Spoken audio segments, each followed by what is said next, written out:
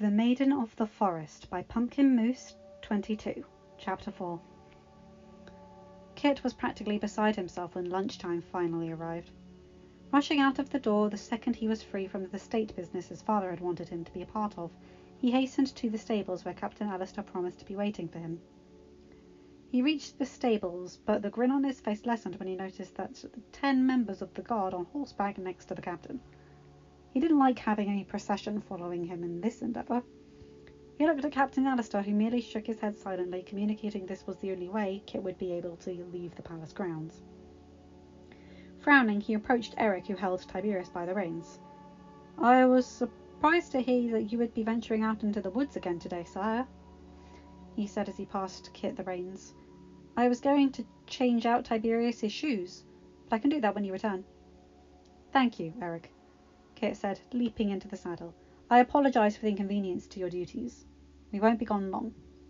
Eric stepped back and Kit spurred Tiberius towards the west gate again. "You realise this is going to cause an even bigger stir among the servants than yesterday?" Captain Alistair commented as he guided Boreas into a trot next to Tiberius. Kit shrugged. "Let them think what they will, Alistair.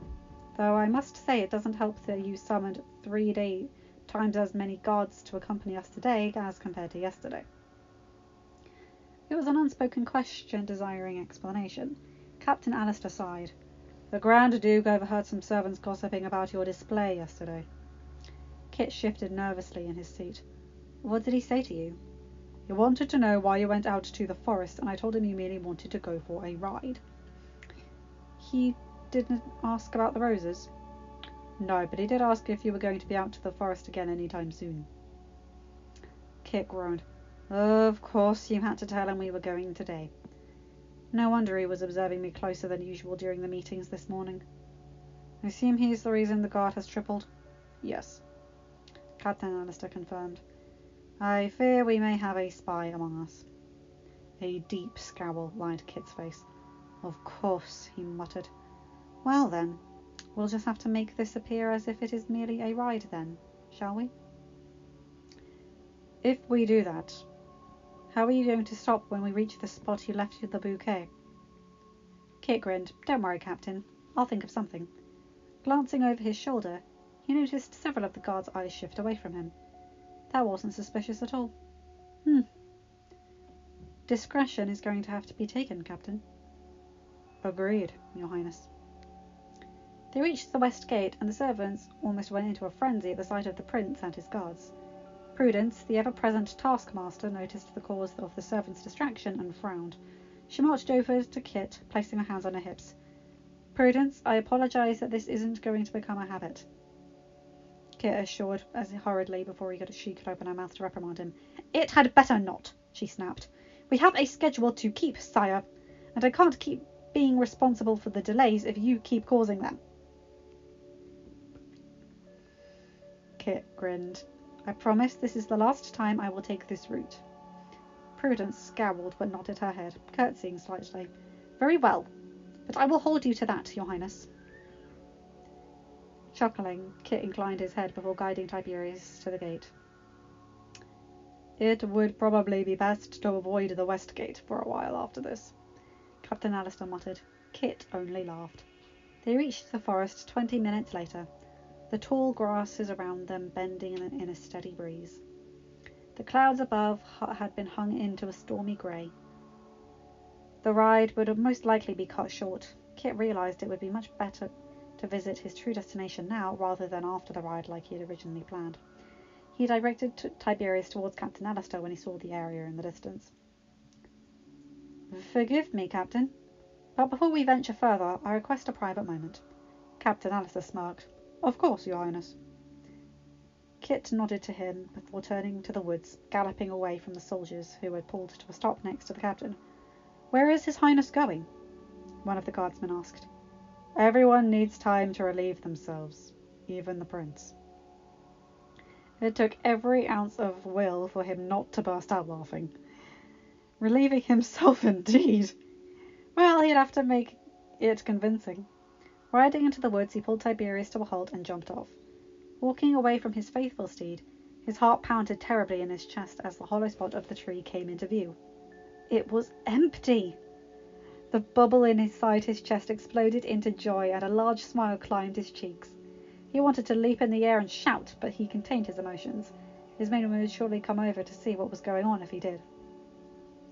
Glancing in their direction, he noticed they had respectively turned away. Waiting for a moment, he ventured back to Tiberius and emerged from the thickness of the forest. Grinning, he decided to entertain his childish side. Sparing Tiberius to go faster, he rushed past Captain Alistair and the guards. Glancing over his shoulder, he laughed. "Come on, boys! Let's get in a good ride before the storm!" Their shocked and startled expressions changed into a combination of slight annoyance and amusement. Captain Alistair laughed as he nudged Boreas into a full-out run. Kit faced forward and leaned into Tiberius's neck. "Faster, boy! That's it!" he encouraged, loosening up, signalling his horse to go as fast as he desired. The wind whipped through his hair as Tiberius's hooves pounded against the earth. As he came to a rise, Kit slowed a little so the captain and the others could catch up. The captain appeared a few moments later, having recovered from Kit's sudden appearance over the others. "Was that really necessary, Your Highness?" he called as the two turned their steeds to run alongside the top of the rise. "What's the matter, Alistair? You disapprove?" Kit asked jovially. "On the contrary, sire. I find a sudden spook necessary every once in a while." Kit laughed just as the guard came up to flank them. The grey clouds above them had thickened even more in a remarkably short amount of time. After the first flash of lightning in the distance, Kit decided it best to turn toward the castle. Guiding the company back to the main road that would lead them into town, Kit enjoyed the cool breeze bending the tall reeds and wildflowers. "I love a good late summer storm, don't you, Captain?" he asked as their horses slowed to a steady canter. "Indeed, Your Highness. Though I must say I am saddened that the ride was cut short because of it." "As am I. But at least we got some riding in before the rain," Kit cheered. By the time they arrived at the west gate, a steady rain had begun to fall. Kit didn't mind getting wet in the slightest. He had seen what he wanted to see. His mystery maiden had found the bouquet. At least he hoped it was she who had. There was no return note, but that didn't dampen his spirits. And the fact that the bouquet was missing was enough for him. Sighing happily, he pulled to a halt in front of the stables and dismounted. Eric ran out into the rain to take Tiberius away, while several other servants came and took care of Boreas and the guards' horses. The guard rushed off to get out of the rain, but Kit found he wanted to tarry in it for a while. It was fresh, new, and provided the perfect cover for him to converse with Captain Alistair without getting too close to overhear them. The captain fell into step beside him as the two leisurely walked through the main rain towards the palace steps. "Was it missing?" he asked. Kit grinned, that being enough of an answer for the captain. "Well then, we'll just have to wait and see what fate has in store." "I pray she comes, Alistair," Kit sighed. "If the higher powers above favour love, I have no doubt she will." "Let's hope they are willing to smile upon me then," Kit muttered. "I don't know what I will do if she does not show." "You'll have to be happy settling for a princess," the captain said, stating the obvious. "How strange is it to think that gaining a princess's hand in marriage is settling?" Kit chuckled, exasperated. Any other man would be leaping at the chance of marrying royalty. "Yes, but other men are not seeking what you are." Kit smirked. "I suppose not." They reached the entrance of the palace and stepped inside. Kit felt bad about dripping all over the carpets, so he stayed at the door, requesting towels to be brought to him. He removed his boots, Alistair doing the same.